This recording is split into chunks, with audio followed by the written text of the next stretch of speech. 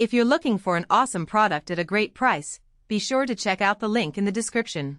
Newly declassified documents from Special Counsel John Durham's investigation are casting further doubt on claims made by former Representative Tulsi Gabbard regarding a supposed plot to undermine Donald Trump's presidency. Gabbard, in her pursuit of evidence suggesting a conspiracy orchestrated by Barack Obama and his national security team, aimed to expose what she characterized as a treasonous conspiracy designed to falsely implicate Russia in the 2016 election to benefit Trump. However, Durham's findings, contained within a 29-page annex released this week, directly contradict key elements of Gabbard's narrative.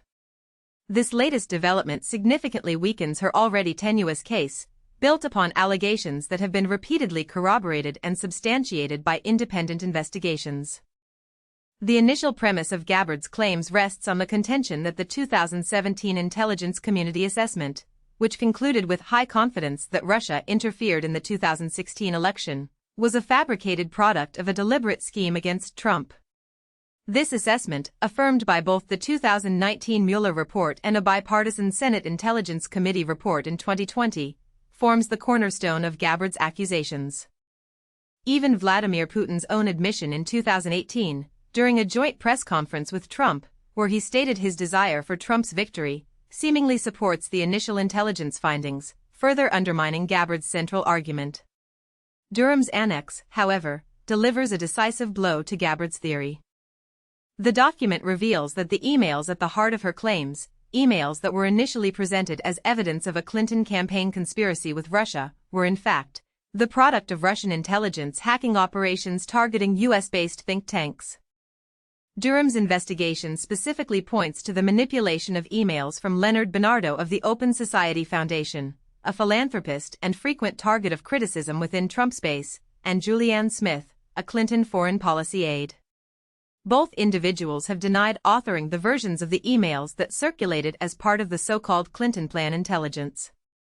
Durham's report confirms Bernardo's denial, concluding that the incriminating emails were fabricated through the splicing together of genuine emails from multiple sources, creating a false narrative. This revelation casts serious doubt on the reliability of the evidence underpinning Gabbard's allegations. The use of Russian-fabricated evidence to support claims of a deep state conspiracy against Trump presents a significant challenge to her argument. This assessment is echoed by several former intelligence officials who dismiss Gabbard's theory as a Trump-inspired fiction. Retired CIA analyst Fulton Armstrong, having served under both Democratic and Republican administrations, explicitly stated that claims of a deep state are fabricated and that any such entity would lean Republican, rather than Democratic, in its political affiliations.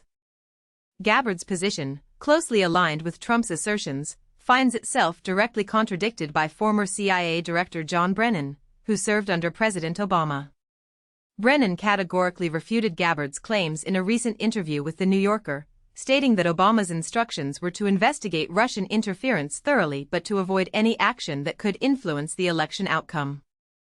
Furthermore, Gabbard's reliance on a 2020 House Intelligence Committee report, a report endorsed solely by Republican members, that challenges the assessment of Putin's intentions only serves to further isolate her claims.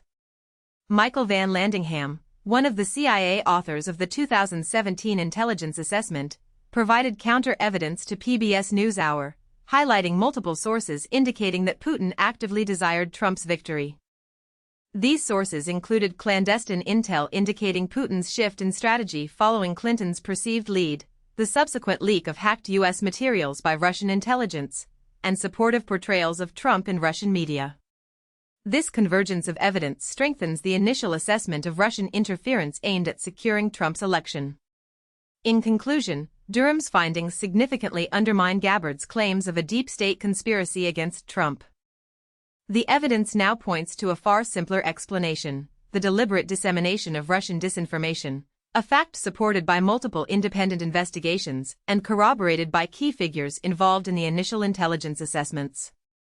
The emerging picture suggests that rather than revealing a clandestine plot to subvert the 2016 election, Durham's report instead highlights the successful manipulation of information by a foreign adversary.